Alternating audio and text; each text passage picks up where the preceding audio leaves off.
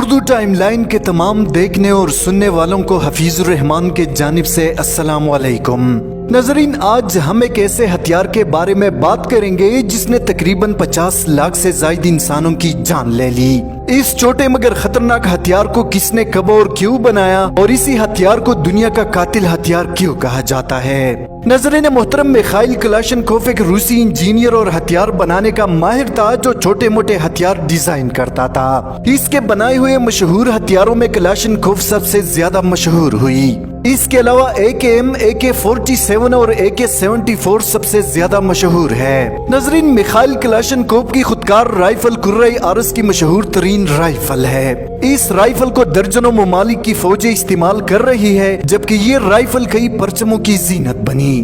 پاکستان میں افغانستان پر حملے سے قبل کوئی کلاشنکوف کے نام سے واقف نہیں تھا، لیکن افغان جنگ کے بعد پاکستان میں بچے بچے کو کلاشنکوف کے بارے میں علم ہوا، اور یوں کلاشنکوف دنیا بھر میں ایک خوف کی علامت بن کر سامنے آیا۔ ناظرین محترم، AK-47 کو انگولا سے لے کر ویتنام اور الجیریا سے لے کر افغانستان تک استعمال کیا گیا۔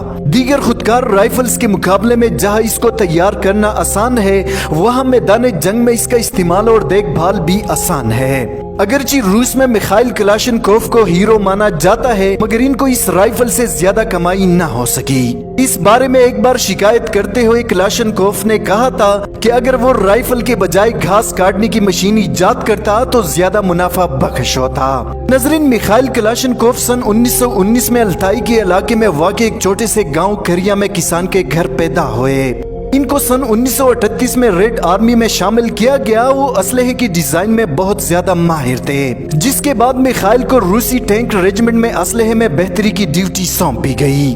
اکتوبر سن 1941 میں جس ٹینک کی وہ کمانڈ کر رہا تھا، اس پر جرمن گولہ لگا اور زخمی ہوا۔ زخمی ہونے کے بعد میخائیل کلاشنکوف نے رائفل کی ڈیزائن پر کام کرنا شروع کیا۔ ناظرین، جرمنی نے ایک رائفل تیار کی جس میں عام رائفل کے خصوصیات کے ساتھ سب مشین کے خصوصیات بھی موجود تھے۔ جرمنی کے ساتھ جنگ میں روسی فوج کو اکثر شدید فائرنگ کا سامنا کرنا پڑتا تھا، جس کا توڑ ان کے پاس نہیں تھا۔ زخمی حالت میں جب میخائیل ہسپتال میں تھا تو ایک فوجی نے اس سے پوچھا کہ کیوں روس کے پاس ایسے بندوقیں نہیں جو جرمنی کی نئی بندوق کا مقابلہ کر سکے۔ ناظرین، میخائیل کلاشنکوف کا کہنا ہے کہ میں نے اس فوجی کے لیے ایک مشین گن تیار کی۔ اس کو آیوٹومیٹ کلاشنکوف کا نام دیا گیا، جس کا مطلب ہے کلاشنکوف کا خودکار ہتھیار۔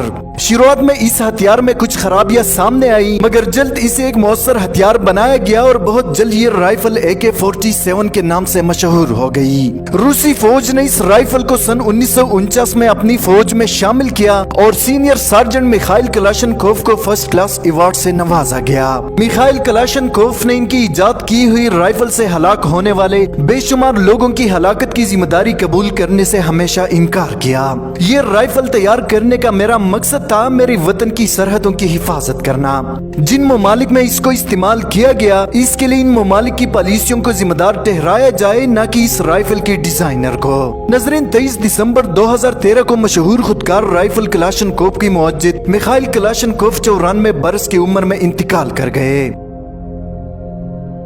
دوستو، آج کی ویڈیو میں اتنا ہی۔ مزید معلوماتی ویڈیوز کے لیے ہمارے چینل اردو ٹائم لائن کو سبسکرائب کرنا مت بھولیے۔